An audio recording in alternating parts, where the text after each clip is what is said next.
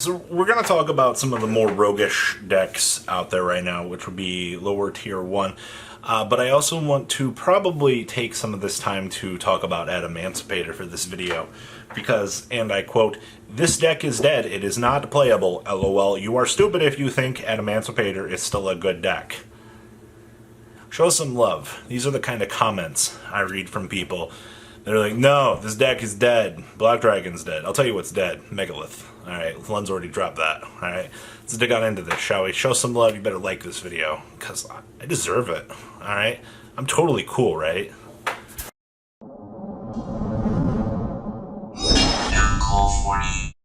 That intro really made me feel like a stepdad, if there was ever one to be had out there. So I want to talk about Adamancipator here. I've been reading a few comments from people. I don't know if they're just the standard naysayers out there that are like, "Oh, Black Dragon really made this deck go round." And I'm sorry to say, Adamancipator's still here. Now, when we constructed the tier 1 tier list, we talked about Thunder Dinosaur and all this other stuff. I did not put Adamancipator in top 5.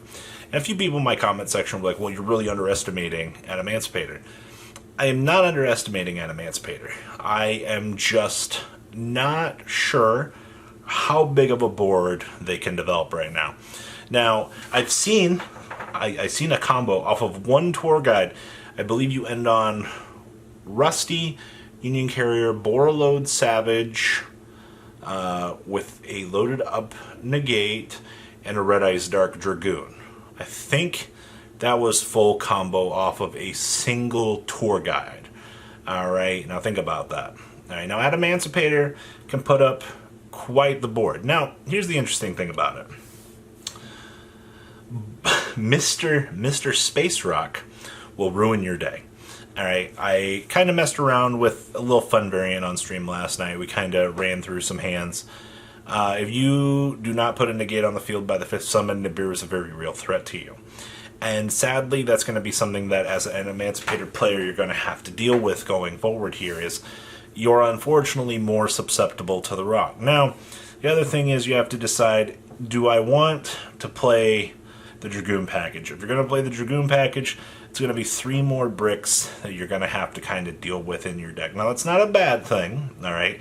It's risk versus reward, and I think that Adamancipator players will go with that. Now, that's just one potential route for you to go through. We also covered an Adamancipator list from the remote duel that Ready for Duel had covered, where you saw the list was more of a standard list. I think the most interesting thing that I saw from it was they were playing Sandman. Gigantes now acts as a generic extender. Gallant Granite kind of acts and searches for the generic extender. Really the biggest loss that you had on this list was your recovery play. And I guess your ease of searching, to be honest. Now you have to kind of decide if you want to play Adamancipator Scions again. I don't think we're quite back at that point yet. Adamancipator Scions is a good card. It does act as that extender.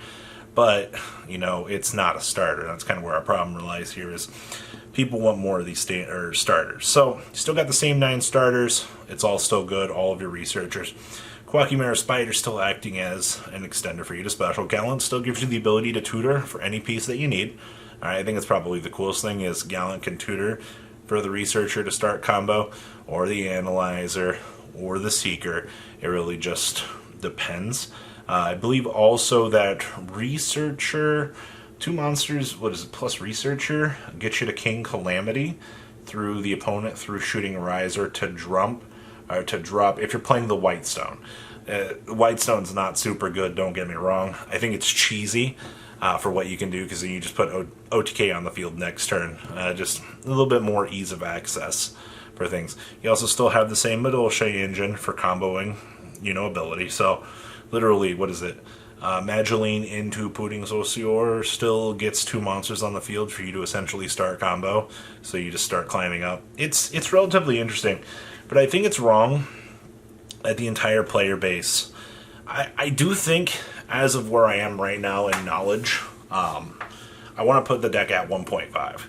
I think that the deck is very, very good still. Don't get me wrong. A few people are like, well, in order to break the board, you're going to have to open up Dark Ruler No More or Forbidden Droplet, which, okay.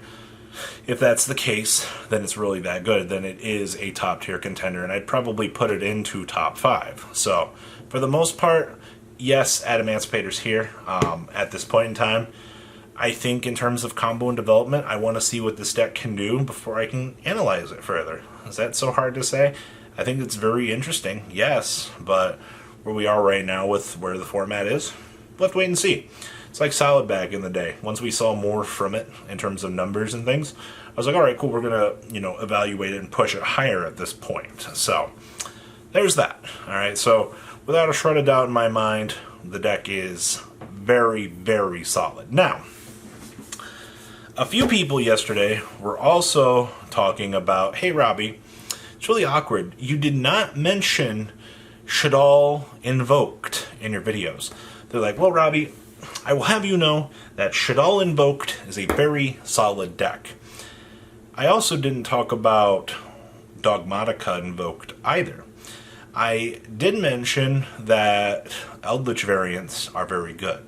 Alright? Now, if you're living under a rock, little Timmy, let me tell you a little story here, my guy. Alright, so if every deck up here is Eldritch under the sun, alright, because the deck has that consistency and whatnot, well, what happens if you put the lesser engines with it? Well, when you have Eldritch running around the room, and they might not be putting things in the extra monster zone, I kind of discount the Dogmatica engine. Will that be true? I don't know. In theory, in my mind, if Eldritch is one of the best decks and they're not, putting things on the field from the extra deck, stinky. Alright, like, I inherently have a crap matchup in that, which kind of overall affects the deck. Now, looking at the Shaddoll side of things here, if you are playing more in-depth with the constructs and stuff, kind of like the OCG was doing last format, when this deck was kind of starting to rear more of its head, yes, the deck could do things. Was it outstandingly powerful, crazy good? No.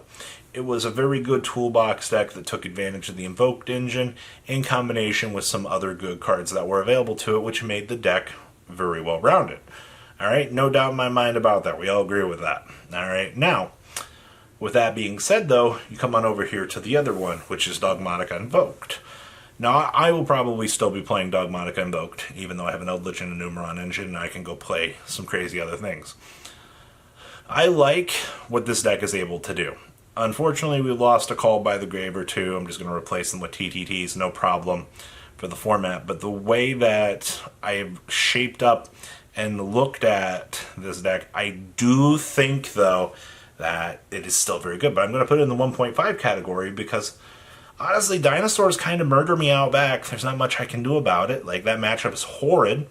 Alright, my Eldritch matchup isn't so spicy. I mean, like, the other decks are just kind of better than me. And, like, that's the point of what I want to acknowledge here is, oh my god, you didn't acknowledge them.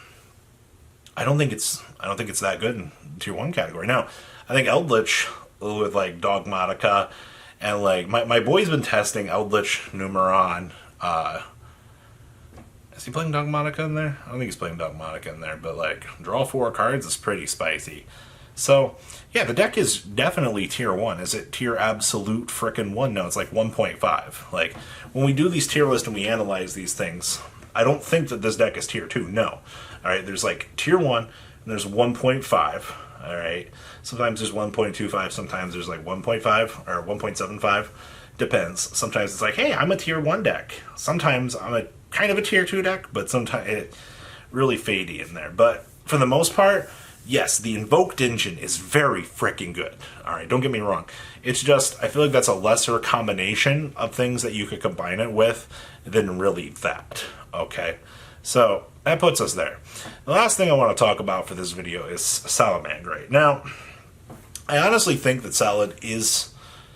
The deck kind of feels like it's less than Tier 2 at this point. Alright, and I'm probably going to put it at Tier 2. And I don't mean this to like be disrespectful to anybody, but what does Salad do against every other good deck in the format? Alright, now think about that. Salad wants to capitalize on plays on the opponent. They want to make the access code talker. But your toolbox is just too slow at this point. Alright, like, I'm sorry to say that. I'm sorry you're a hardcore Salad fan and you might not be able to accept this, but your deck is power creeping very rapidly. and there's not really much that you can do about it. So, as much as I hate to say it, at the end of the day, I think poor Salad, I don't think it has what it used to have. The deck is still very solid. All right, no pun intended, but yeah, it's not doing it, sadly. So that concludes the three big ones in the room. I still have more rogue decks I want to talk about. I still want to talk about Monarchs. I still want to talk about Gishki Hand Loop and some of that other stuff. So please leave a comment down below, tell me what you guys think. And well, guys, I'll see you on the flip side. Peace out. Thank you, patrons, for making the ride never truly end. Without you guys' support, well, I would probably be doing Truffle Shuffle videos for a living. Guys, please check out VanCall40 for all of your Cardfight Vanguard content brought to you by MCall40.